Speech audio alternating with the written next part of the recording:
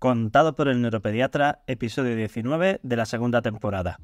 Bienvenido a Contado por el neuropediatra, con el doctor Manuel Antonio Fernández. El programa donde aprenderás y comprenderás las claves fundamentales del aprendizaje, la conducta, desarrollo, la crianza y la educación de los hijos, así como sus dificultades y alteraciones, para prevenir problemas y evitarlos detectándolos de forma precoz, para actuar de la forma más adecuada lo más rápido posible y así tratarlos y corregirlos. Todo esto guiados y acompañados por Manuel Antonio Fernández, el neuropediatra. Y un magnífico equipo de profesionales especializados en neurociencias. Testimonios en primera persona, colaboración de expertos de diferentes ámbitos, algún que otro personaje famoso y todo lo necesario para conseguir tus objetivos parentales. Este programa es para padres responsables e implicados al 100% o al 200% en el proceso de crianza y educación de sus hijos, neurotípicos o neurodiversos, con capacidades habituales o capacidades especiales que quieran algo más para ellos. Para padres luchadores e inconformistas que están dispuestos a darlo todo por su familia, a emprender, a aprender, a esforzarse y a ofrecer lo mejor de sí mismo por sus hijos. Este programa está imaginado, pensado, creado y desarrollado especialmente para ti. Iwet Costa, que he tenido que preguntarle cómo se pronunciaba su nombre para no meter la pata, es doctora en Psicología Educativa por la Universidad de Trieste. Trieste es Italia, por la que estéis un poquito perdido.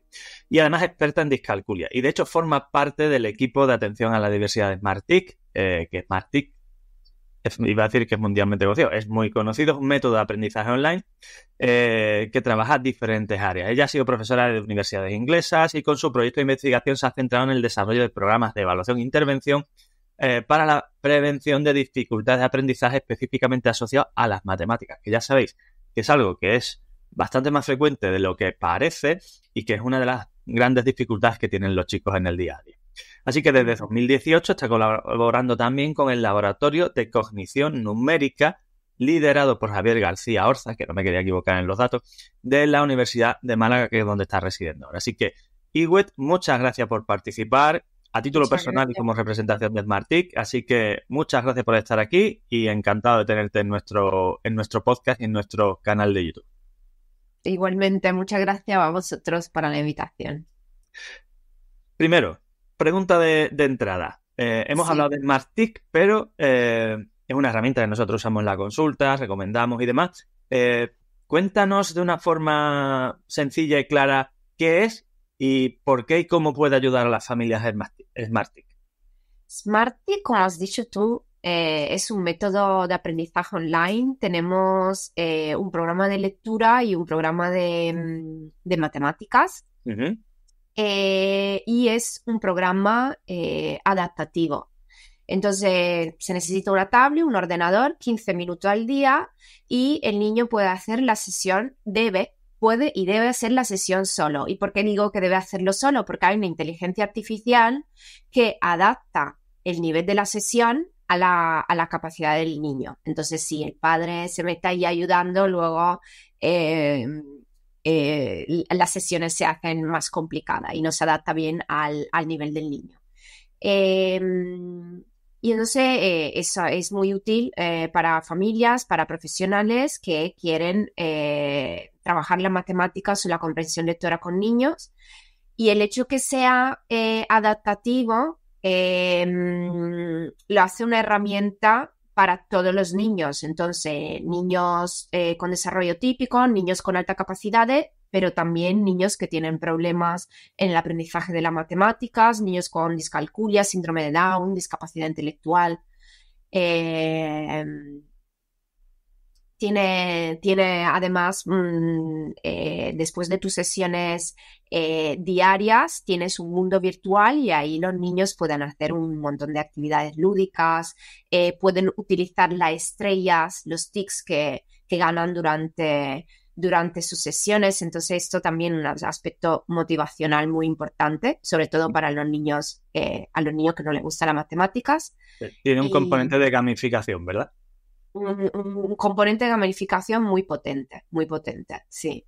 Y además tiene también una parte que se llama SmartTIC Brain, que yo formo parte de este equipo también, y ahí tenemos muchos juegos que son juegos de entrenamiento cognitivo. Entonces, todos los juegos que los padres, los profesionales, los profesores encuentran ahí, es importante que sepan que son juegos diseñados para entrenar memoria, atención, razonamiento y flexibilidad cognitiva. Entonces, los niños sí están jugando, pero la verdad es que están haciendo un entrenamiento cognitivo después de su sesión de matemáticas o comprensión lectora.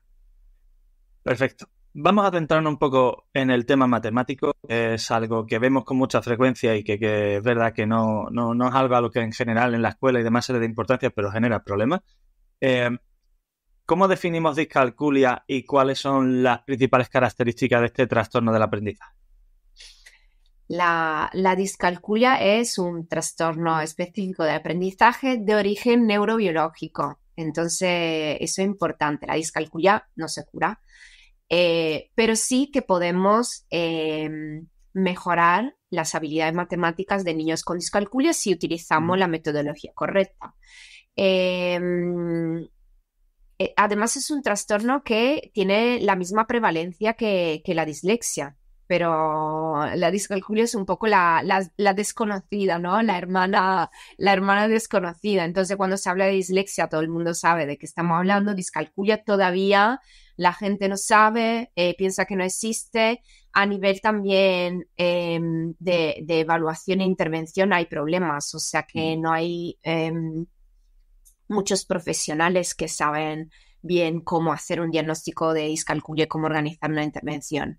Y luego me has preguntado en los padres, ¿no? ¿Cómo pueden reconocer? ¿Cómo lo pueden identificar? ¿Cómo reconocen esas características de los trastornos del aprendizaje? Porque, como decías tú, muchas veces confunden eso o asumen que una dislexia afecta también a los números, que no tiene por qué, ¿no? Eso, que es verdad que hay una comorbilidad muy, muy alta entre dislexia y discalculia, también entre TDAH y discalculia. Pero a lo mejor el niño puede tener solamente discalculia y no tener dislexia. En general, niños con discalculia es muy heterogéneo. Primero, es que es un trastorno súper heterogéneo. Yo he trabajado con un montón de niños con discalculia. Es muy difícil encontrar dos niños con perfiles iguales. Pero sí que todos estos niños normalmente tienen problemas en el procesamiento numérico básico. Entonces hay un problema grave a nivel de representación mental del número y de la cantidad. Y entonces son niños que tienen problema en reconocimiento de los dígitos, en la comparación de cantidades, en entender términos como mayor que, menor que, más, menos. Y los términos relativos, ¿no? De mayor, menor, subir, el doble, la mitad, por ejemplo. Exactamente, sí. Y luego, entonces ya cuando los primeros signos, las primeras señales, ya podemos identificarle en infantil.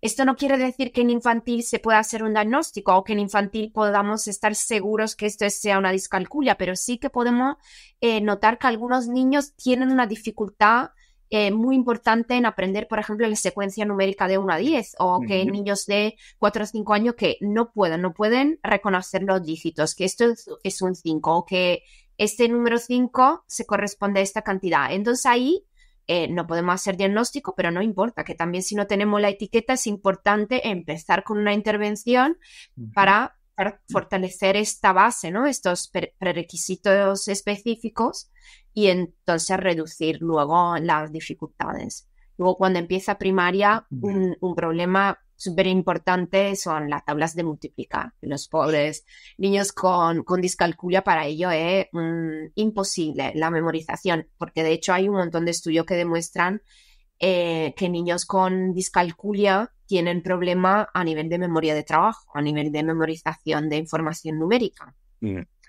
Y en esos pasos iniciales, ¿no? Para los padres que sospechan que su hijo puede tener una discalculia, que están viendo que tienen dificultades en ese proceso de aprendizaje de los números y demás, ¿cuáles serían los primeros pasos que tendrían que dar? ¿Esto en la escuela? ¿Es fuera de la escuela donde tienen que dar los primeros pasos? ¿Cómo lo orientan? Yo diría que el primer paso sería hablar con los profesores, porque al final los profesores pueden identificar muy bien niños que tienen dificultades. Luego hay algunas herramientas para hacer un screening que, por ejemplo, Smartick ha desarrollado hace 5 años en colaboración con la Universidad de Málaga y la Universidad de Valladolid, un test gratuito de screening de discalculia. Son ahí también más o menos 15 minutos. Uno se pone en Google, si uno pone test discalculia Smartick, le sale gratuito, rellena el formulario y empieza. Estoy entrando directamente, mientras que lo estabas diciendo lo estaba poniendo. Y tenemos la estandarización desde primero a cuarto de primaria, pero la verdad es que también niños un poquito más mayores pueden utilizarlo, porque si tiene discalculia de verdad, es muy probable que vas a salir en riesgo. Entonces luego ahí sale un informe muy completo con toda la área evaluada, el percentil, dónde lo ha hecho bien, dónde lo ha hecho mal. Mira, Y esto ahí lo puede estoy dar compartiendo para que lo puedan ver. Esta es la página, es totalmente gratuito. Vale, se registran los datos de verdad, nombre, género, fecha de nacimiento, cursos. Que esto nos sirve luego para hacer. Nosotros tenemos los datos normativos y entonces sobre la base de la prestación del niño, el curso y. Sí, aquí tiene tu pequeña explicación del sistema y abajo el resultado que se. Esto es el informe que llega por correo, entonces muchas veces arriba dicen, ¿por qué ponerle el correo? El correo lo tenéis que poner y poner bien, porque luego os llega el resultado. Y esto, por ejemplo, es algo que pueden hacerlo padre en casa o a lo mejor hablando con el colegio, se puede hacer en el cole con el profesor, y si sale de riesgo, bueno, ahí sí, hablar con un profesional para una evaluación completa, porque sabemos que no todos los niños que tienen problemas matemáticas tienen discalculia. Puede ser que el niño tenga un déficit de atención, que puede tener muchísimos problemas que van a afectar las habilidades matemáticas. Entonces hay una evaluación cognitiva completa con la historia del niño y para ver si efectivamente hay un diagnóstico de discalculia. Y las herramientas que tenemos hoy en día, ya sea Smartick y demás, ¿cómo pueden ayudar a mejorar esas habilidades matemáticas a los niños con dificultades o trastornos del cálculo?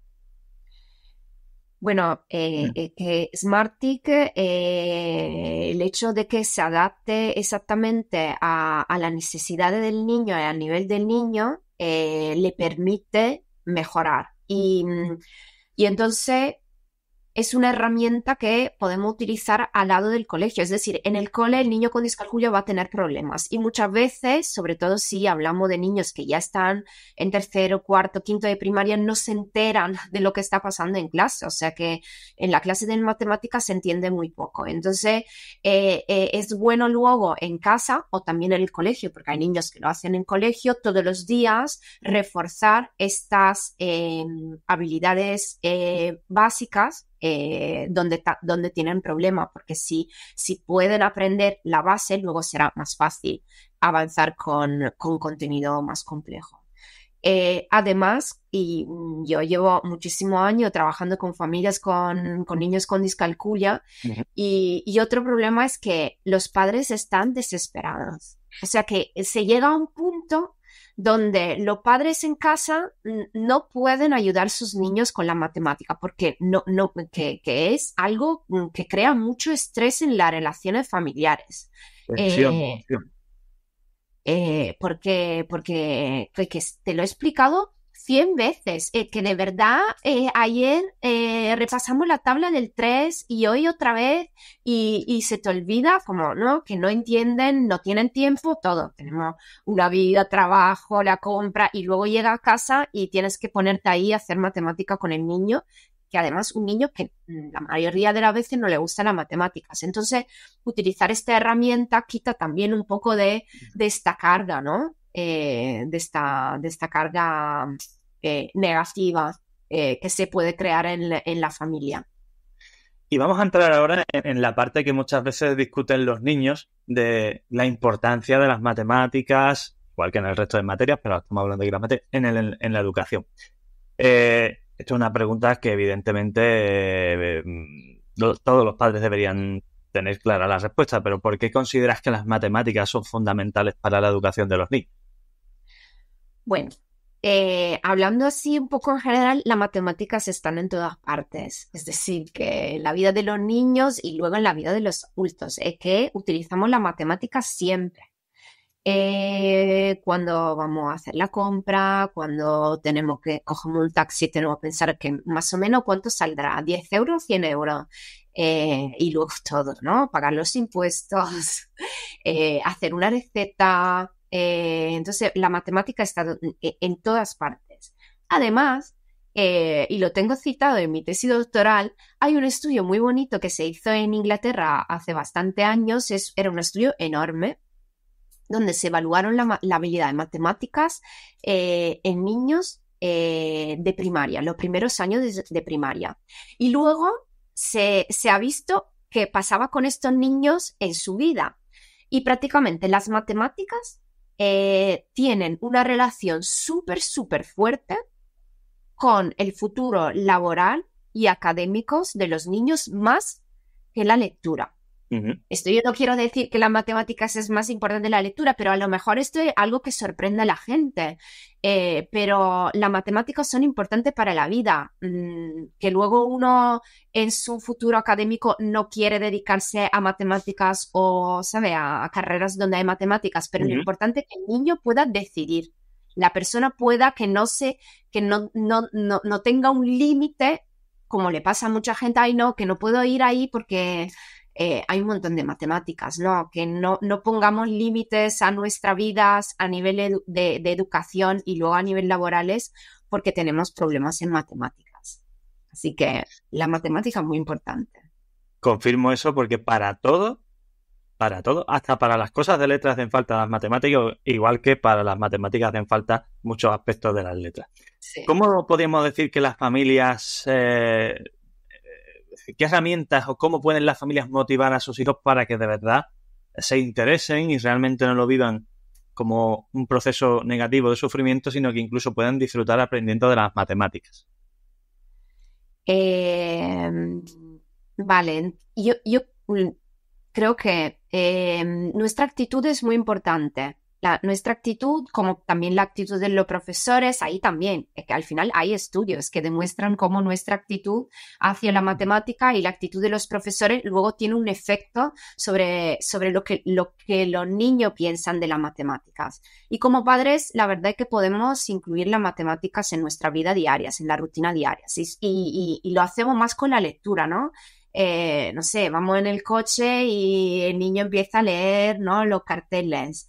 O le pedimos de leer pequeña palabra, cómo se escribe tu nombre, cómo empieza, cuál es la primera letra del nombre del hermano, mientras con la matemática lo hacemos menos. Entonces esto, recordarnos de incluir en las matemáticas en nuestra rutina desde cuando son pequeños, contar los escalones, voy al supermercado y ¿puedes traerme el paquete de galletas que cuesta menos o que cuesta más? Que una que cueste más que 6 euros, ¿no? Entonces comparar más, menos, la comparación, recetas, a los niños les encanta al final cocinar, ¿no? Y desde pequeño, bueno, tenemos que poner... Mi hijo tiene 4 años y medio y le encanta la cocina y de hecho ahora con 4 años y medio, si baja a la escalera tal y cual, va contándolo todo y a veces va hablando así en bajito. Digo, ¿qué estás haciendo? Y dice, hay 17 cuadros. Digo, vale, muy bien, no lo había contado en mi vida, ¿no? Sí. De hecho, cuando éramos pequeños, yo siempre recuerdo también que mi padre y mi abuelo, que me llevaba y me traía muchas veces del cole, hacían el típico juego este de, mira, vamos a ver las matrículas, ¿cuánto suman los números? ¿No? Son cosas que parecen muy antiguas, pero se han hecho y realmente funcionan. Estos juegos, ¿sabes? Estos juegos para que la matemática sea algo lúdico. Incluir la matemática en nuestra vida de manera lúdica desde cuando son pequeños.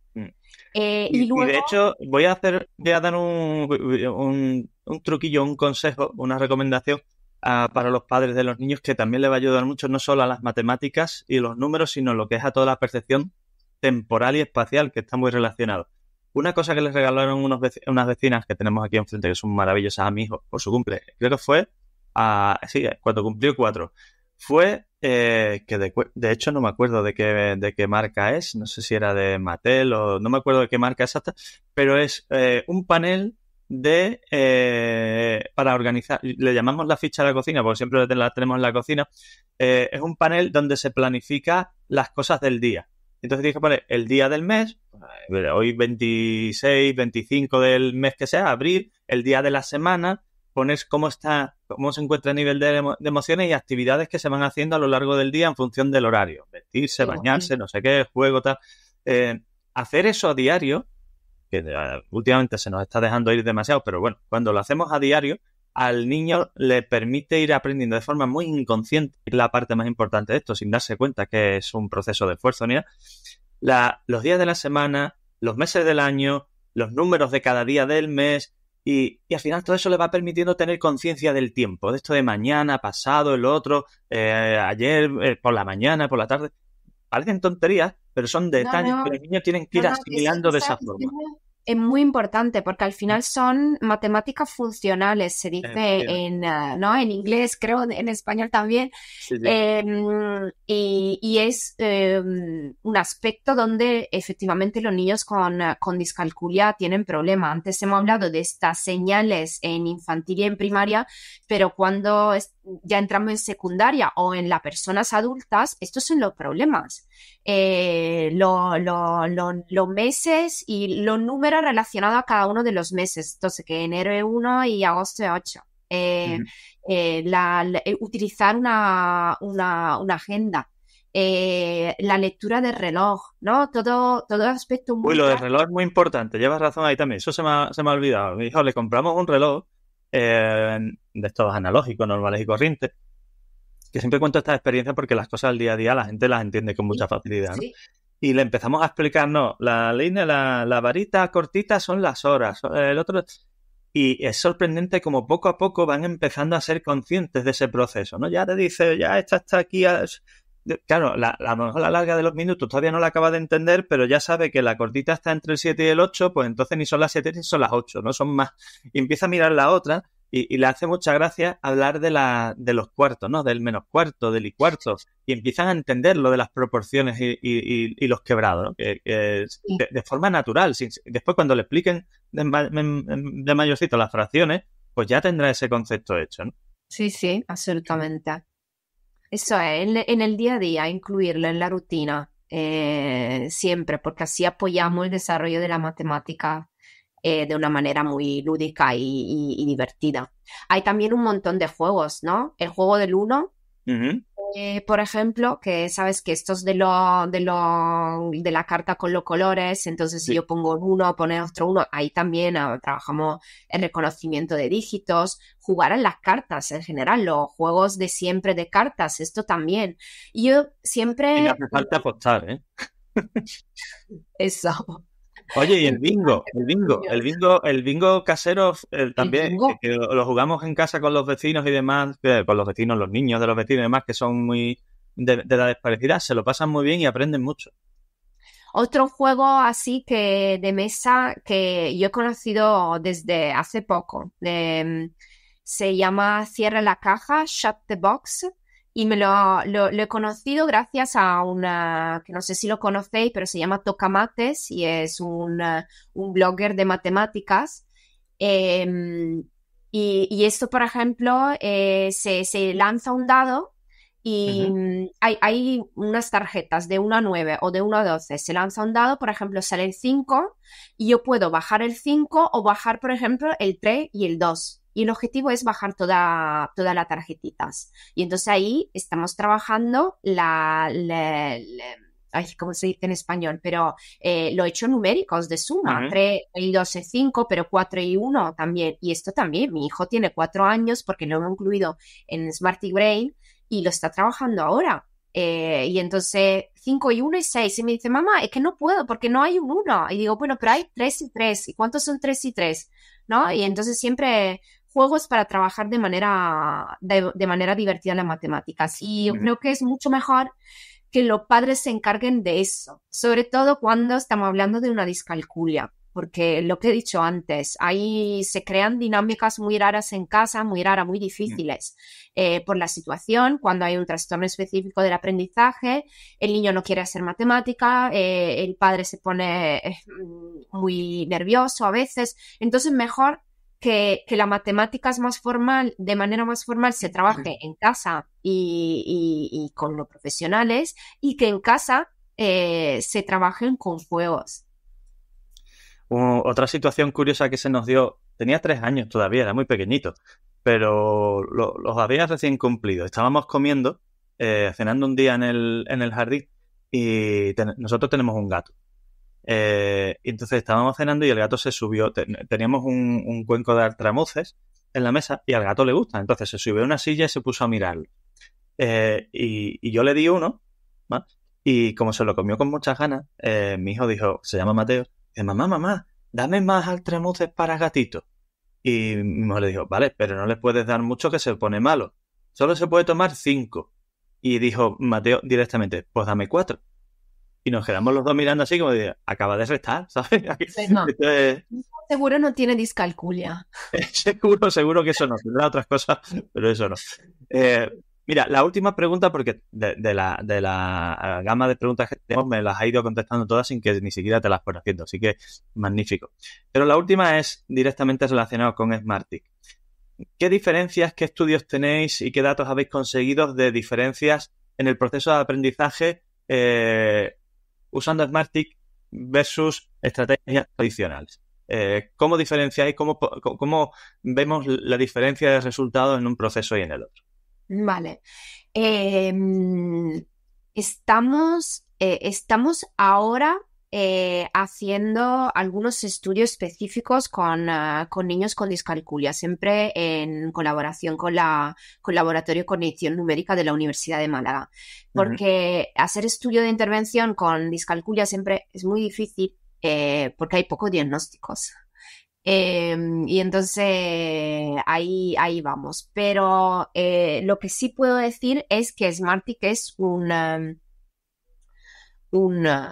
programa, un método basado en la evidencia. Entonces, todo lo que hay en Smartick está basado en la evidencia. Todos los ejercicios, toda la metodología, todo lo que incluimos es porque hay estudios que demuestran que funciona. Esto en general, para el aprendizaje en general, entonces tenemos expertos de didáctica de las matemáticas que seleccionan las actividades y el contenido.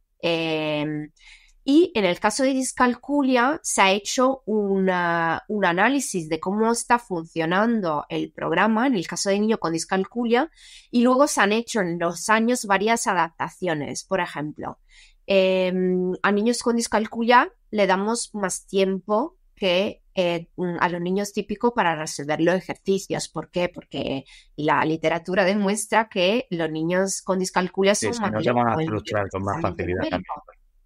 Y entonces no queremos agobiarle inútilmente. O, por ejemplo, he dicho antes esto del programa que se adapta, ¿no? La inteligencia artificial que se adapta automáticamente. En el caso de niños con discalculia, a todos los niños, al principio le evaluamos habilidades cognitivas básicas, habilidades matemáticas básicas. Entonces, también si tú eres un niño de sexto, te evalúo la base. ¿Por qué? Porque queremos estar seguros que tú esta base la tienes. Porque si no, ¿por qué te voy a presentar contenido de sexto?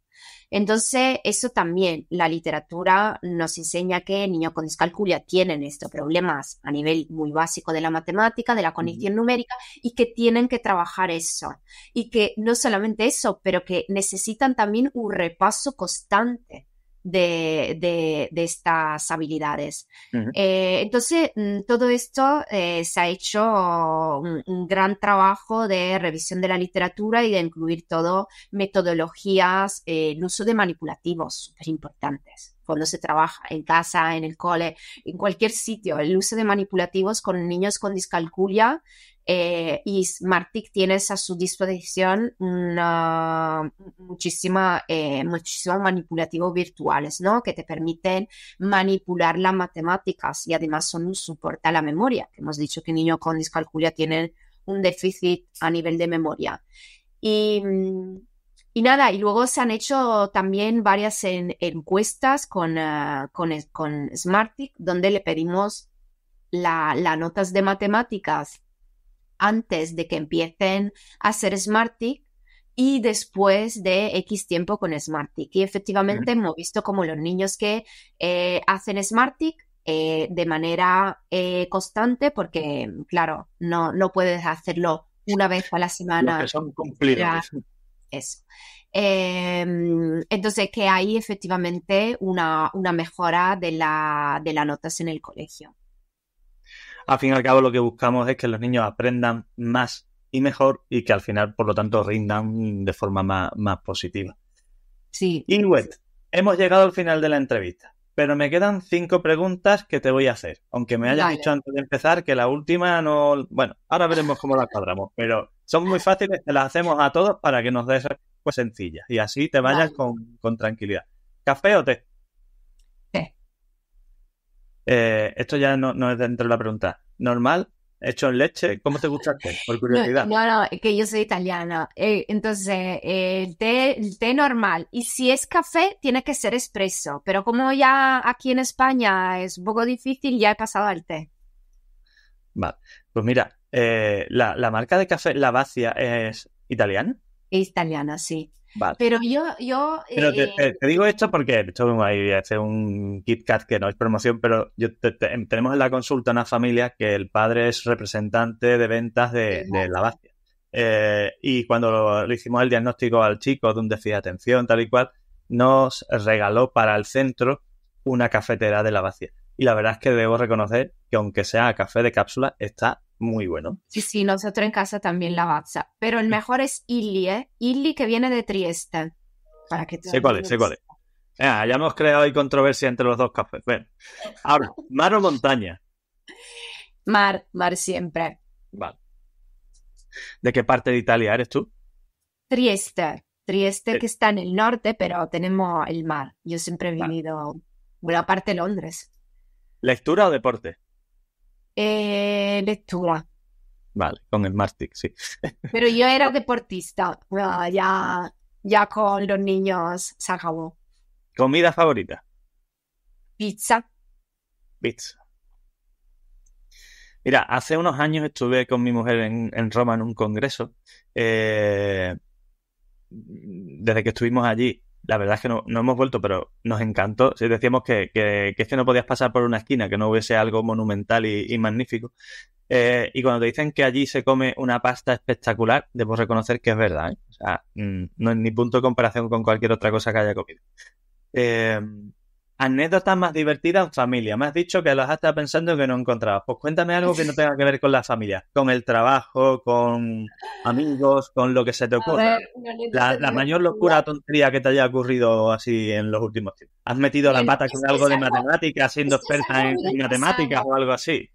Esto es algo muy del pasado. No, mira, una anécdota de un viaje. No sé cómo se me ha venido hoy en la mente, pero como estaba hablando de mi ciudad, que a veces echo de menos, que una vez me fui con mi marido hace un montón de tiempo en un viaje estupendo a India y fuimos a New Delhi, en un sitio súper al margen de New Delhi, en un hotel súper pequeño y tengo que decir súper feo porque, así era un viaje de jóvenes. Entramos, nos registramos, no había ni cristales en las ventanas. Nos registramos, el tío coge la documentación y nos dice, ¿pero de Trieste? ¿Do you know Makaki? Y Makaki era una de las discotecas más famosas de Trieste. Y el tío en India nos estaba hablando de una discoteca en nuestra ciudad de Trieste y fue súper raro, como, ¿pero de qué estamos hablando? Y nada, el tío había estado... ¿Cómo sabes eso, no? Entonces sí, esto es algo divertido de hace muchos años. Hay un chiste, es lo último. Yo soy de Cádiz, aunque vivo en Sevilla, no tengo mucha gracia contando chistes, pero hay un chiste muy gracioso de un gaditano que se quiere ir de vacaciones a Rusia, ¿vale? Entonces, como le da miedo los aviones, se va en tren. Y va a la estación de tren de Cádiz y pide, mire, quiero ir a Rusia en tren, ¿me puede dar un billete? Dice, mira, esto Rusia desde aquí no es tan sencillo. Yo le daré un billete a Madrid, allí tendrá que comprar uno a París, después... Bueno, claro, el hombre va haciendo todo el trayecto, ¿va? Y cuando llega a Rusia han pasado 15 días. Dice, pues ya he perdido la mitad de las vacaciones. Así que mañana mismo voy a descansar, mañana mismo voy a la estación a ver cómo es la vuelta, ¿no? Y cuando va a la estación de tren de Rusia dice, mire, yo es que he venido de España, he tenido que venir en tren, tal y cual, compré el primer billete, yo vengo de Cádiz, entonces he hecho todo este trayecto y ahora quiero ir de vuelta, ¿no? Y le dice, levanta así el de la estación de Rusia y dice, ¿pero quiere ir a Cádiz o Segunda Aguada? Que Segunda Aguada es una estación más pequeñita que hay antes del inicio de Cádiz, ¿no? Es como... Esto es un poco como lo que me ha pasado a mí, sí. Efectivamente. Yo no conozco nada de Nueva Delhi y tú me estás preguntando por una cosa muy concreta de... Pues esto viene siendo lo mismo. Concreta de una ciudad de Italia, ha sido súper divertido. Pues Iwet, muchas gracias. Espero que la entrevista te haya resultado cómoda, tranquila y divertida, que a mí me encanta hacerlas. Y un abrazo fuerte. Gracias a ti y también a Smarttick. Y voy a empezar a usarlo con mi hijo, que la verdad es que no lo usaba. Y voy a ver cómo me pica la curiosidad. Días gratuitos, así que se puede probar. Y nada, si luego a uno le gusta, puede ser. Lo probaremos y te iré contando cómo funciona, ¿de acuerdo? Muchas gracias. Gracias a ti. Bueno, dime, ¿qué te ha parecido la entrevista y este episodio? Apasionante, ¿verdad? Pues si, como te decía en el episodio inaugural, te emociona y te hace vibrar la posibilidad de convertirte en referente en tu área dentro del sector del neurodesarrollo, ya sea como padre, como educador, como sanitario o como terapeuta, para liderar este movimiento y ayudar a tu hijo, a tu alumno o a tu paciente en su proceso de educación, crianza y desarrollo, estás más que invitado a este ilusionante camino.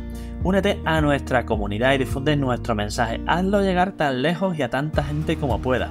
Padres, amigos, compañeros, grupos de WhatsApp, redes sociales, te lo agradecerán, te lo garantizo.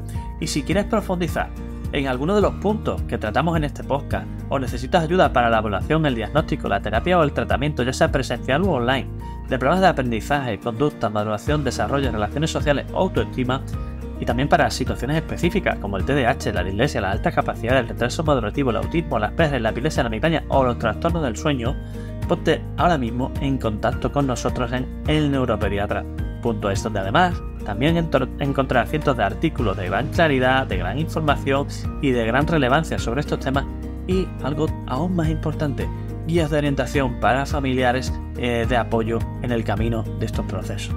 Y además, me tienes en YouTube, en Facebook, en Twitter, o X, como se llama ahora, Instagram, LinkedIn y hasta TikTok.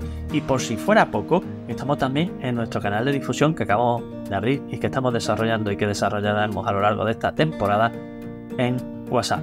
¿Qué más se puede pedir? Pues no te preocupes, porque evidentemente no vas a tener problemas para encontrarnos. Un fuerte abrazo y hasta el próximo episodio.